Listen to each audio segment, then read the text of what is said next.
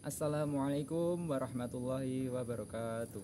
Perkenalkan, nama saya Hafi Fahru Rozi, NIM 53020210115 pada mata kuliah Mazahib At-Tafsir kelas IATB yang diampu oleh Bapak Profesor Dr. Adang Kuswaya MAG. Pada presentasi kali ini saya akan mengangkat tema yang berjudul Perjuangan Dakwah pada Masa Nabi, yang ada pada Quran Surat Hud ayat 25-27 merujuk Kitab Tafsir Al-Azhar karya Buya Hamka, yang dimana kecenderungan atau coraknya yaitu sosial politik, yang di sana bercerita tentang dakwah Nabi Nuh alaihissalam kepada umatnya saat itu. Berdasarkan Kitab Tafsir Al-Azhar karya Buya Hamka ini, yang ada pada Quran Surat Hud ayat 25-27 menceritakan yang pertama, yaitu ayat 25, dakwah Nabi Nuh alaihissalam kepada umatnya yang menyimpang atau masih mempercayai kepercayaan terdahulu, sehingga Nabi Nuh diutus ke sana untuk memperbaiki atau berdakwah kepada umatnya, sehingga dakwah Nabi Nuh alaihissalam untuk umatnya segera bertobat kepada Allah Subhanahu wa Ta'ala.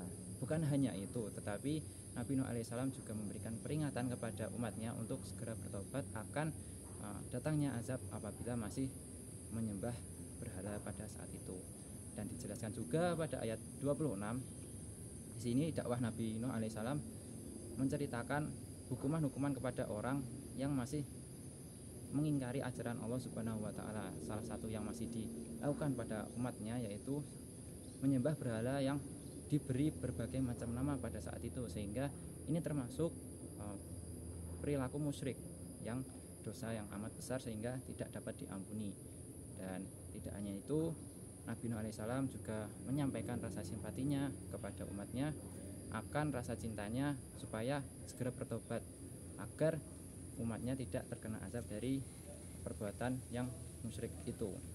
Serta yang terakhir atau yang ketiga, pada ayat 27 di sini menceritakan tentang salah satu sebab Nabi Nuh alaihissalam ditolak oleh kaumnya, karena ada beberapa tokoh terkemuka pada kaum tersebut yang masih berprinsip teguh akan kepercayaan atau keyakinan untuk menyembah berhala. Jadi banyak pengikut Nabi Nuh alaihissalam yang masih menolak akan ajaran Nabi Nuh, sehingga pengikut Nabi Nuh alaihissalam sedikit. Dan Nabi Nuh juga menyatakan bahwa pengikut Nabi Nuh alaihissalam masih sulit untuk mempertimbangkan atau berpikir secara mendalam akan ajaran kebenaran Nabi Nuh alaihissalam.